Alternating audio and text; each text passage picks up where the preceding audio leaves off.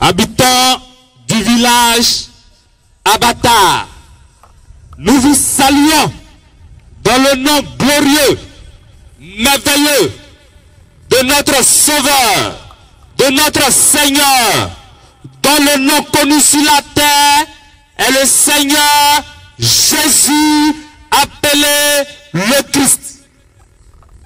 Nous sommes très heureux d'être ici avec vous pour vous annoncer une très belle nouvelle. Nous sommes ici pour vous parler de la sainte, merveilleuse et glorieuse Bible. Mais bien avant, nous allons nous présenter. Nous sommes le ministère de la voix de minuit.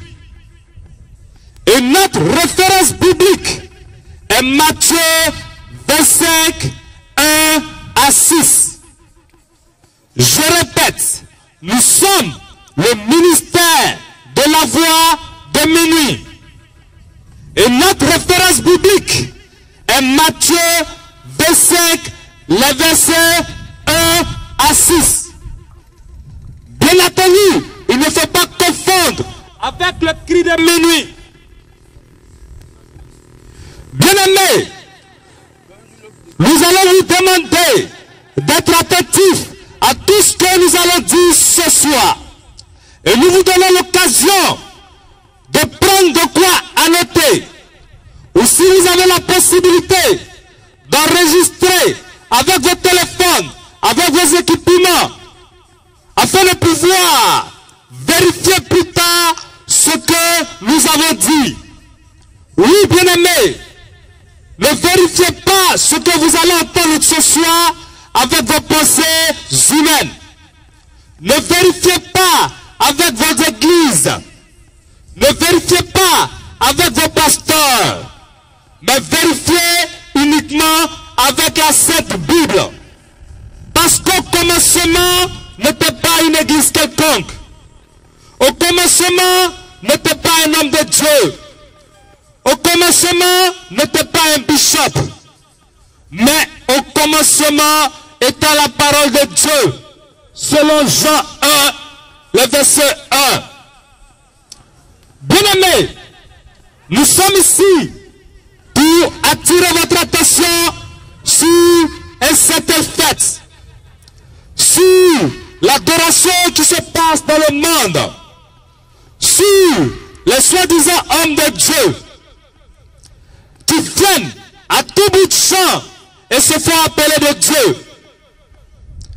Bien-aimés, nous, le ministère de la voix de minuit, nous venons ouvrir votre esprit afin que vous puissiez comprendre que le langage de Dieu n'a rien à voir avec le langage des êtres humains. Oui, nous allons attirer votre attention sur certaines définitions que Dieu a définies dans la Sainte Bible et que l'homme, par sa pensée humaine, a défini selon son langage. Et selon la Sainte Bible, selon Romains 3:4, vous allez comprendre que la Bible nous fait savoir que tout homme est menteur. Mais il n'y a que Dieu seul qui dit la vérité. Il n'y a que Dieu seul qui dit la vérité. Nous allons lire cela dans Romains 3:4 pour que vous puissiez comprendre. Romains 3:4. Romains 3, le verset 4. Loin de là que Dieu, au contraire, soit reconnu pour vrai, et tout homme pour menteur, selon qu'il est écrit, afin que tu sois trouvé juste dans tes paroles et que tu triomphes lorsqu'on te juge. Amen. Oui, tout homme est menteur. Et quand la Bible dit tout, il n'y a pas d'exception. L'être humain, en tant qu'être humain, est menteur de nature. C'est pourquoi, quand un homme vient se présenter devant vous et vous dit que je parle de la part de Dieu, bien-aimé, sondez ce que cette personne va vous dire. Vérifiez ce que cette personne va vous dire. Parce que si ce que cette personne vous dit ne vient pas de la Sainte Bible, elle vous ment. Parce que selon Jean 17, le verset 17, il n'y a que Dieu seul qui dit la vérité au travers de la Sainte Bible. C'est pourquoi, quand nous nous présentons devant vous, nous allons parler uniquement de la Sainte Bible. Étant conscient de ce que vous allez entendre ce soir, certainement vous n'avez jamais entendu. Vous serez tenté de condamner cela. Non pas parce que la Bible condamne, mais tout simplement parce que vous n'avez pas pour habitude d'entendre ça dans vos oreilles de prière. Bien-aimés, c'est pourquoi nous attirons votre attention. Ne soyez pas choqués. Ne rejetez pas, mais ayez plutôt un comportement de chrétien. C'est-à-dire, ouvrez votre Bible, cherchez à vérifier l'authenticité de ce que vous venez d'entendre, en vérifiant si c'est effectivement écrit dans la Sainte Bible, avant de condamner. Parce que si vous condamnez sans avoir vérifié, vous risquez de prendre une condamnation. C'est pourquoi, nous, le ministère de la Voix de minuit, sachant que les temps sont mauvais, parce que, parlant du minuit de la Bible, il ne s'agit pas du fuseau horaire où il est minuit ici, par endroit il sera 14 heures. Nous parlons du minuit où chacun se lève et se dit appelé de Dieu. Et l'autre se lève, je suis appelé de Dieu, je suis un élu de Dieu. Mais allez voir, ils ont des comportements différents, ils ont des adorations différentes, mais ils se disent appelés du même Dieu. Bien-aimés, faites attention à cela. C'est cette pratique qui diffère d'une assemblée à une autre, d'un lieu de prière à un autre. En voyant cela, la population d'Abata est troublée, à tel enseigne qu'elle ne sait plus qui dit vrai, qui dit faux. Bien-aimés, c'est à cette époque que nous venons vous dire de vous référer uniquement à la Sainte Bible. Parce qu'il n'y a qu'elle seule qui dit la vérité. Rappelez-vous que Matthieu 24, le verset 24, nous a prévenu qu'il y aura de faux Christ. Il y aura de faux prophètes. Il y aura de faux envoyés de Dieu. Mais comment les reconnaître si jusqu'à cette heure, personne n'est venu se prononcer pour dire que moi je suis un faux prophète? Personne n'est venu dire que moi je suis un faux Christ. Pourtant la Bible nous a annoncé cela. Et nous savons aussi que la Bible ne ment point. Alors, la question est de savoir comment allons-nous reconnaître ces hommes de Dieu? Comment allons-nous reconnaître un véritable homme de Dieu? Bien-aimés, pour ne pas tomber dans l'erreur, c'est pourquoi la Bible nous dit, selon Matthieu 22, le verset 29, les hommes sont dans l'erreur tout simplement parce qu'ils n'ont pas la connaissance des Écritures. Lisons Matthieu 22, le verset 29. Matthieu 22, le verset 29. Jésus leur répondit, vous êtes dans l'erreur parce que vous ne comprenez ni les Écritures ni la puissance de Dieu. Amen. Amen. Bien-aimés, nous sommes dans l'erreur parce que nous ne connaissons pas les Écritures et nous n'avons aucune notion de la puissance de Dieu. Tout simplement parce que les soi-disant hommes de Dieu, à qui nous nous confions, à qui nous faisons confiance, vont parler de leur propre foi. Ils ne vont pas parler de Dieu. Ils vont avoir un raisonnement logique. Ils vont faire la philosophie. Ils vont enseigner ce qu'ils veulent. Tout simplement parce qu'ils n'ont aucune connaissance. Et c'est pour cela ils vont entraîner les fidèles dans l'erreur. Bien-aimés, nous allons attirer votre attention sur le langage de l'homme et le langage de Dieu. Vous allez comprendre que selon Ésaïe 55, le verset 8 à 9, que la pensée de Dieu est éloignée de la pensée de l'homme. Ces deux pensées sont diamétralement opposées. Ces deux pensées n'ont rien à voir l'une de l'autre. C'est pourquoi, tout à l'heure, nous allons vous donner des définitions. Et le sens que l'être humain donne au sens et la définition que Dieu donne à ce même mot. Comprenez que l'homme et Dieu utilisent le même mot, mais qui ne donnent pas le même sens. Bien-aimés, vous allez comprendre. Lisons Ésaïe 55, versets 8 à 9. Ésaïe 55, 8 à 9. Car mes pensées ne sont pas vos pensées et vos voix ne sont pas mes voix, dit l'Éternel. Autant les cieux sont élevés au-dessus de la terre, autant mes voix sont élevées au-dessus de vos voix et mes pensées au-dessus de vos pensées. Amen. Bien-aimés, vous comprenez que ces deux pensées n'ont rien à voir. Voilà que l'être humain, avec sa pensée satanique, mauvaise, selon Matthieu 16, le verset 23, l'être humain a la pensée de Satan. C'est pourquoi l'être humain va définir l'église comme étant un bâtiment. Alors, la question que nous nous posons, que dit Dieu à ce sujet? Comment Dieu définit le mot église? Et pour Dieu, qu'est-ce que c'est que l'église? Parce que l'être humain a déjà défini le mot église comme étant les 4 murs. C'est pourquoi chaque matin, l'être humain se lève avec une foi, avec un zèle. Je m'en vais à l'église. Bien-aimé, comment Dieu définit église? Oui, parce que Dieu a défini l'église selon Matthieu 16, verset 18 que nous allons lire. Et selon Ephésiens 2, le verset 22. Vous allez comprendre qu'est-ce que Dieu a appelé l'église et qu'est-ce que l'être humain appelle l'église. Lisons. Matthieu 16, le verset 18. Et moi, je te dis que tu es Pierre, et que sur cette pierre, je bâtirai mon église, et que les portes du séjour des morts ne prévaudront point contre elle. Amen. Amen.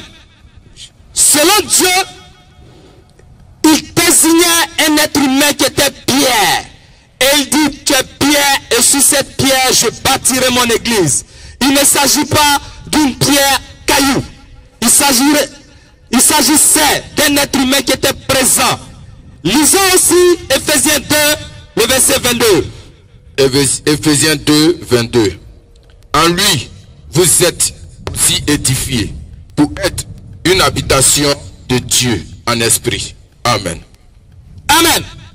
Selon cette définition, nous comprenons aisément que l'église, selon Dieu, c'est un être humain et non pas un bâtiment comme le typifie l'être humain. Bien-aimé, encore, l'être humain, avec sa pensée satanique mauvaise, va donner des noms à son église.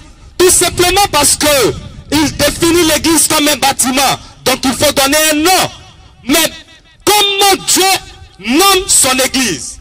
Étant donné que l'église est un être humain, c'est là où 2 ou 3 seront assemblés, qu'ils vont former l'église, qu'ils vont former l'église. Voilà pourquoi la localité selon Dieu se donne en fonction du lieu où ses enfants, qui sont appelés les églises, se rassemblent. Et non pas définir le nom de l'église en ajoutant le mot église, tout simplement parce que, selon moi, quand je regarde, à mon avis, je pense que si on ajoute tel mot, ça sera agréable à entendre. Non!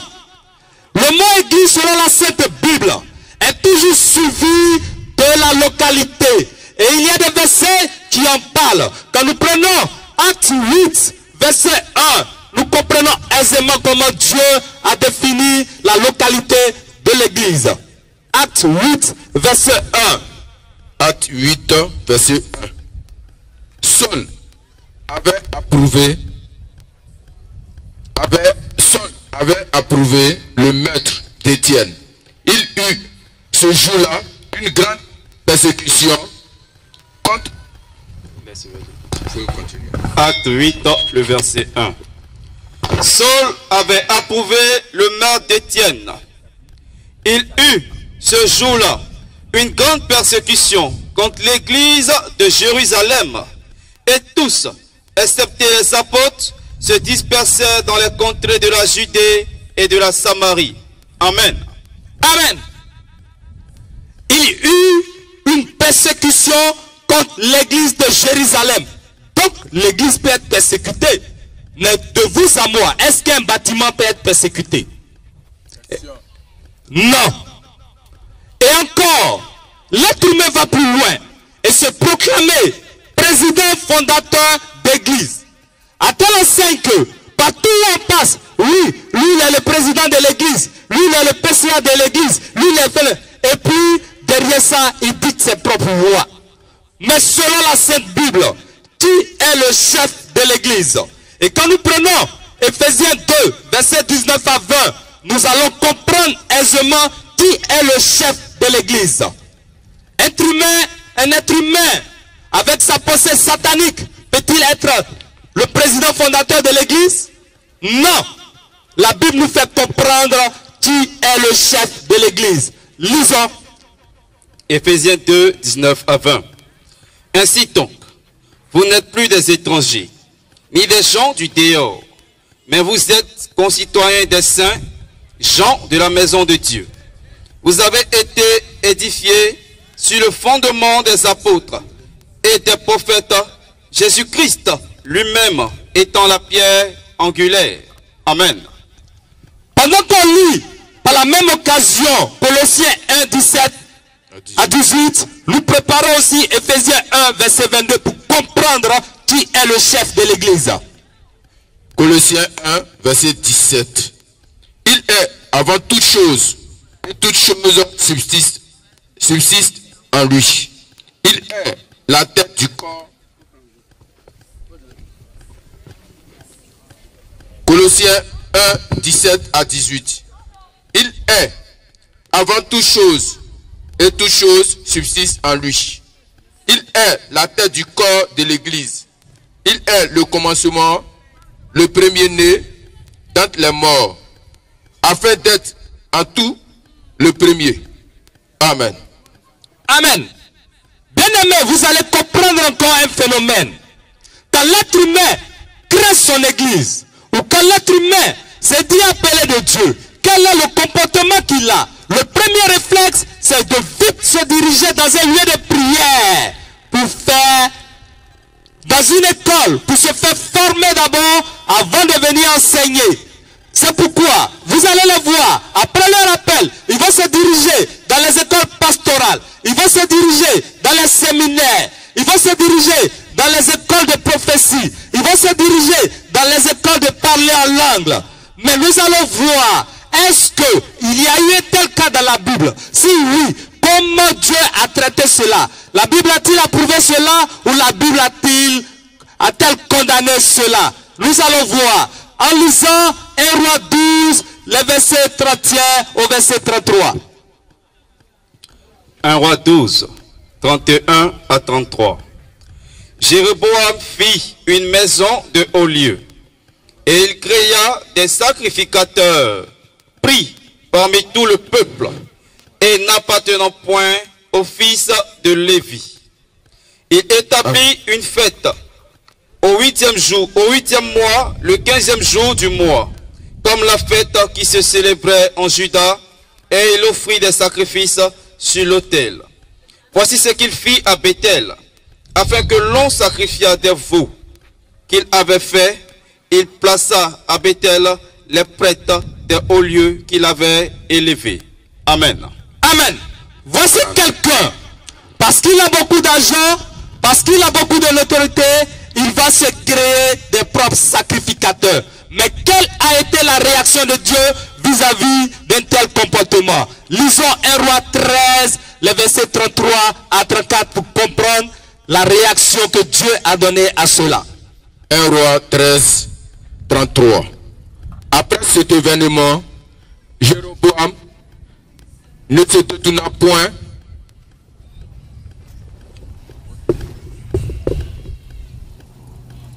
Après cet événement, Jéroboam ne se détourna point de sa mauvaise voie.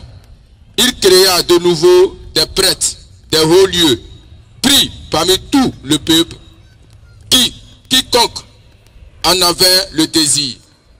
Il le consacrait prêtre des hauts lieux. Ce fut là une occasion de péché pour la maison de Jéroboam. Et c'est pour cela qu'elle a été exterminée et détruite de dessus la face de la terre. Amen. Amen. Voici que Dieu a exterminé Jéroboam et sa famille de la surface de la terre. Et de la même manière que Dieu a condamné cela en l'exterminant, de cette même manière, Dieu continue d'exterminer. Et Dieu exterminera la famille de Jéroboam. Parce que jusqu'à ce jour, elle continue avec ses pratiques. En allant dans les écoles pastorales, en allant dans les écoles de prophétie, en allant dans les écoles de parler en langue, c'est la même chose. Comprenez que Dieu ne change jamais. Et quand ils finissent de se faire former dans ces lieux, qu'est-ce qu'ils vont avoir comme langage? Des langages qui n'ont rien à voir avec la Sainte Bible. Tout ce qu'ils savent dire, donne ta vie à Jésus. Donne ta vie à Jésus. Bien-aimé, est-ce que l'homme peut-il donner sa vie à Jésus? Et qui a donné sa vie à Jésus? C'est Jésus qui a donné sa vie ou c'est l'homme qui donne sa vie à Jésus? Lisez cela dans Acte 20, verset 28 pour comprendre. Acte 20, verset 28 et Jean 10, le verset 11. Acte 20, le verset 28. Prenez donc garde à vous-même et à tout le troupeau sur lequel le Saint-Esprit vous a établi évêque pour paître l'église du Seigneur qui s'est acquise de par son propre sang. Amen. Amen. L'église du Seigneur, il s'est acquise par son propre sang. Donc c'est le Seigneur lui-même qui a donné sa vie pour son église. Continuons la lecture en lisant Jean 10, le verset 11. Jean 10, verset 11. Je suis le bon berger. Le bon berger donne sa vie pour ses brebis. Amen. Amen. Lisons les versets 14 et les versets 15. Oui. Je connais mes brebis. Elles me connaissent. Comme le Père me connaît, comme je connais le Père, je donne ma vie pour mes brebis. Amen. Amen. Bien-aimés, toujours dans cette même logique, qu'est-ce qu'ils vont faire? Parce qu'ils ont créé leurs églises, parce qu'ils ont formé leurs pasteurs, ils vont dicter leurs propres lois. En autorisant certaines pratiques que Dieu a condamnées fermement, c'est-à-dire la prédication de la femme. Il va dire oui, puisque c'est moi qui ai créé mon église. Donc, chez moi, on autorise la femme de prêcher. Parce qu'elle est éloquente, parce qu'elle s'habille bien, parce qu'elle sait parler. Non, mais quelle a été la réaction de Dieu? Quelles sont les recommandations que Dieu a données à ce sujet? Lisons 1 Corinthiens 14, le verset 33, verset 34. 1 Corinthiens 14, 33 à 34. Car Dieu n'est pas un Dieu de désordre, mais de paix. Comme dans toutes les églises des saints, que les femmes se taisent dans les assemblées, car il ne leur est pas permis d'y parler, mais qu'elles soient soumises, selon que le dit aussi la loi. Amen. Amen. Nous lisons aussi 1 Timothée 2, verset 11-12. 1 Timothée 2, verset 11 à 12. Que la femme écoute l'instruction en silence, avec une entière soumission. Je ne permets pas à la femme d'enseigner, ni de prendre de l'autorité sur l'homme, mais elle doit demeurer dans le silence. Amen. Amen. Bien-aimé, toujours dans ces mêmes pratiques, qu'est-ce que l'être humain va faire? Naturellement, puisqu'il a construit son église à coût élevé, qu'est-ce qu'il va faire? Il va falloir qu'il rentabilise ses coûts. Qu'est-ce qu'il va faire? Il va vendre la prédication. Il va vendre la parole de Dieu. Il va vendre les guérisons. Il va vendre les miracles. Mais que dit la Bible à ce sujet? Doit-on vendre une guérison? Doit-on vendre une prière? Dieu a condamné fermement parce que il dit, vous avez reçu gratuitement, donnez gratuitement. Donc pas question de payer un homme qui a prié pour vous. Pas question de débourser un rond parce que quelqu'un vous a donné la guérison. Jamais et jamais. Et l'être humain, toujours dans sa pensée satanique et mauvaise, va définir la moisson. Contrairement à ce que Dieu a défini comme moisson, qu'est-ce que l'être humain va faire? L'être humain va aller à la boutique de Diallo, payer une bouteille d'eau à 50 francs, à 300 francs, et aller dans le lieu de prière, dire oui, l'eau est une source de vie. Cette petite bouteille que vous voyez, si vous buvez de cette eau, vous aurez la vie éternelle. Moquerie, vous vous moquez de Dieu, c'est du vol, c'est de l'escroquerie religieuse. La moisson, ce n'est pas le fait de payer une igname à 50 francs et venir revendre à 300 000 dans un lieu de prière. Non. Dieu a condamné cela. Bien-aimés, nous disons cela pour attirer votre attention. Encore, restez à l'écoute pour comprendre que Dieu a condamné toutes ces pratiques. Oui, faites attention aux soi-disant hommes de Dieu. C'est pour cela que nous sommes là ce matin pour attirer votre attention. Prenez de quoi à noter. Nous allons continuer. Nous allons vous définir tous ces éléments que l'homme définit selon sa pensée humaine que Dieu a condamné. Nous sommes le ministère de la voix de minuit. Et notre référence biblique, c'est Matthieu 25 et 6. Nous venons de vous réveiller. Réveiller le message de Dieu qui est endormi dans le cœur des uns et des autres. Que l'homme, avec sa pensée satanique, a noyé cela dans le cœur des gens. Nous donnons nos différents contacts. Nous sommes au 07 57 76 59 20. 07 57 76 59 20. Nous sommes aussi au 01 71 16 79 64.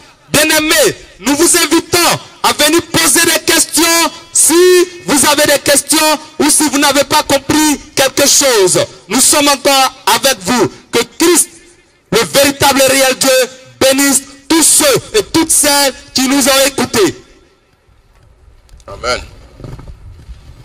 Sur ce, je vous annonce le frère Julie Kael qui va vous entretenir sur la véritable parole de Christ. Oui.